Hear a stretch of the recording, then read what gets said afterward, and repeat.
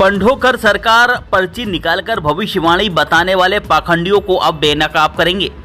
मध्य प्रदेश के पंडित गुरु शरण शर्मा उर्फ पंढोकर सरकार पर्ची निकालकर भविष्यवाणी बताने वाले पंडितों की जमात से पाखंडियों को निकालने के लिए कंपटीशन भी आयोजित करेंगे। पंढोकर सरकार का कहना है कि कुछ पाखंडी भी मैदान में आकर सनातन संस्कृति को खराब कर रहे हैं। श्री पंढोकर सरकार धाम में असली और नकली की पहचान करने के लिए एक प्रतियोगिता आयोजित की जाएगी। 10 में से 8 सवालों का सही जवाब देने वाले, पर्ची निकालकर लोगों का भविष्य बताने वाले पंडितों को 11 लाख रुपए का नगद इनाम दिया जाएगा और चांदी का मुकुट भी पहनाया जाएगा। पंडित गुरु शरण शर्मा उर्फ पंढोकर सरकार का कहना है कि देश विदेशों में ऐसे ऋषि और महाराज हो गए हैं जो पर्ची निकालकर समाज को बदनाम करने का काम कर रहे हैं।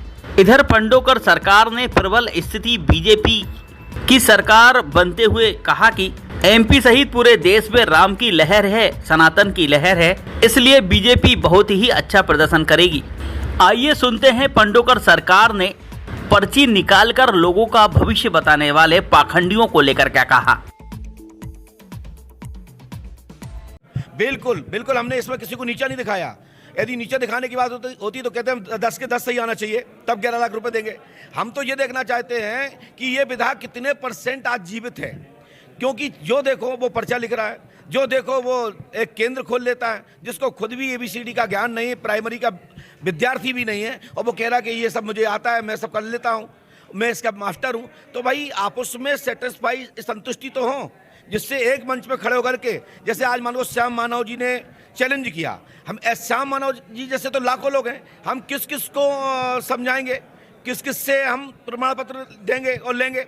तो हम तो गुरु हैं, सदमार्ग बताते हैं, सद रास्ता देते हैं, हमें किसी से प्रमाण पत्र जरूरत नहीं है बाहरी लोगों से, लेकिन अपने विद्युत समाज से, अपने आचारों से, अपने साधु संतों के बीच में उनसे जरूर प्रमाण पत्र लेना है, जिससे कि साधु संत भी निश्चित हो जाएं कि हमारे लोग, हमारे बच्चे, हमारे आज भी इस परंपरा के आचार्य हैं, इस परंपरा के विद्यार्थी हैं, इस परंपरा के गुरु हैं। तो जिससे हम लोग कम्युनिस्ट विचारधारा के लोगों के ऊपर अंकुश लगा सकें और ये कह सकें कि आप पंढोकर धाम आओ, आप फलाने दरबार में आओ, आप फलाने मंच पे आओ, मैं आपके सभी प्रश्नों को जवाब दूंगा।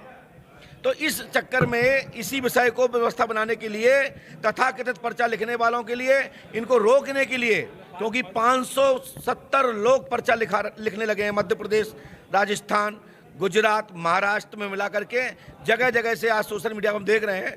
तो 570 लोगों की सूची हमारे पास है, और जो कि मैं देखता हूं, जो समझ पा रहा हूं, जो मेरा अनुभव है कि लिखते होंगे, लेकिन जब तक एक साथ मंच पर नहीं आएंगे, आपस में चर्चा नहीं करेंगे, जब तक इसका निर्णय नहीं निकलेगा और डर बना रहेगा कि कोई भी कहीं पकड़ा गया तो सनातन पे उंगली उठेगी, हमारे संतों पे उंगली उठेगी, हमारे गुरुजनों पे उंगली उठेगी, हमारे साधकों पे उंगली उठेगी, और युवाओं का, आने वाली नई पीढ़ी का ईश्वर से विश्वास हटेगा।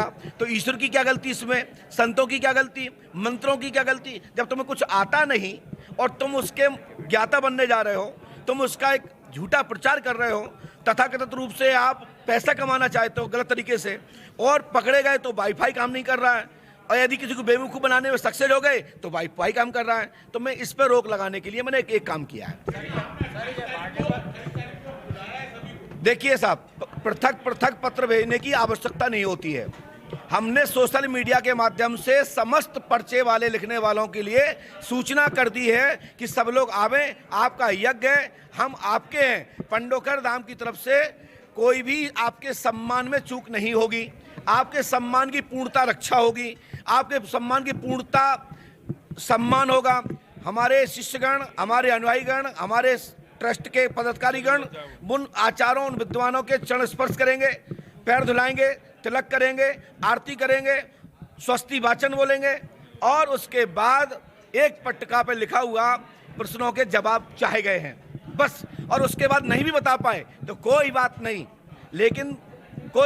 लेकिन रोक जरूर लगा दी जाएगी कि कृपा करके आप पर्चा बनाना बंद कर दें। जब 10 क्वेश्चन में से आप 2 ही सही नहीं बता पा रहे, तो भाई साहब क्यों हमारे ईश्वर संतों पर उंगली उठवाना चाहते हो? क्यों हमारे ऋषियों की बेइज्जती कराना चाहते हो? क्या अभी भी क्या कम है? सोशल मीडिया पर देखा जाए तो ब्राह्मणों को, संतों को, गुरुओं को, मंत्रों को, यज्ञों को लोग गालियां दे रहे हैं। तो आप क्यों वार दिलवाना चाहते हो?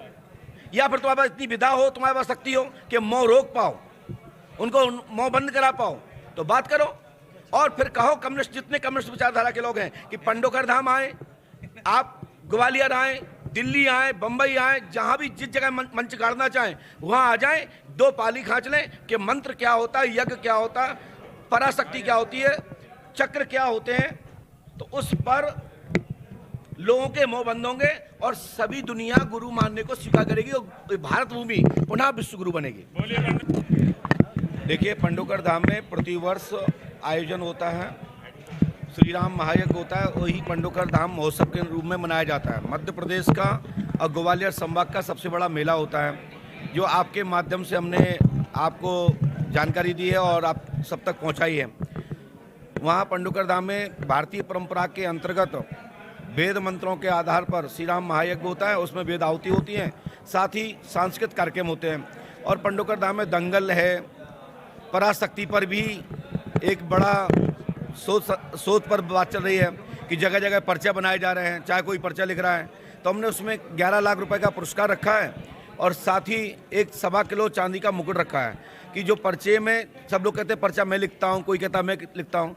ये परंपरा को मैं 32 साल से अपने पूर्व ऋषि संतों, महर्षियों और पूर्वजों की दी हुई जो व्यवस्था मुझे है, मैं उसको सुरक्षित रखा था अभी तक। अब लोग, तथाकथित लोग आ रहे हैं, कोई भी पर्चा लिख रहा है, कहीं भी कोई पकड़ा जा रहा है, कहीं कोई रिक्त स्थान भर रहा है तो कोई कुछ पूछ के लिख रहा है, कोई जानकारी लेके लिख रहा है। तो मैंने इस पर एक विषय रखा है, 10 प्रश्न रखे हैं। जो व्यक्ति 10 प्रश्न में से 8 सही बता देगा उसको फर्स्ट माना जाएगा, उसको 11 लाख रुपए का पुरस्कार। और साथ ही वो 28 तारीख को हमने प्रतियोगिता रखी है, ये यज्ञ के ही साथ में 28 तारीख को पर्चा लिखने वाले लोगों को हमने सार्वजनिक रूप से सोशल मीडिया पर आपके माध्यम से सूचना कर दी है। जो कहते हैं कि हम पर्चा लिखते हैं, तो 10 क्वेश्चन हम लिखेंगे, 10 में से 8 सही आ जाएंगे, उसको फर्स्ट मानेंगे और उसको 11 लाख रुपए का पुरस्कार और साथ ही मुकुट पहनाया जाएगा और फल, पुष्प, शाल से उसका सत्कार किया जाएगा।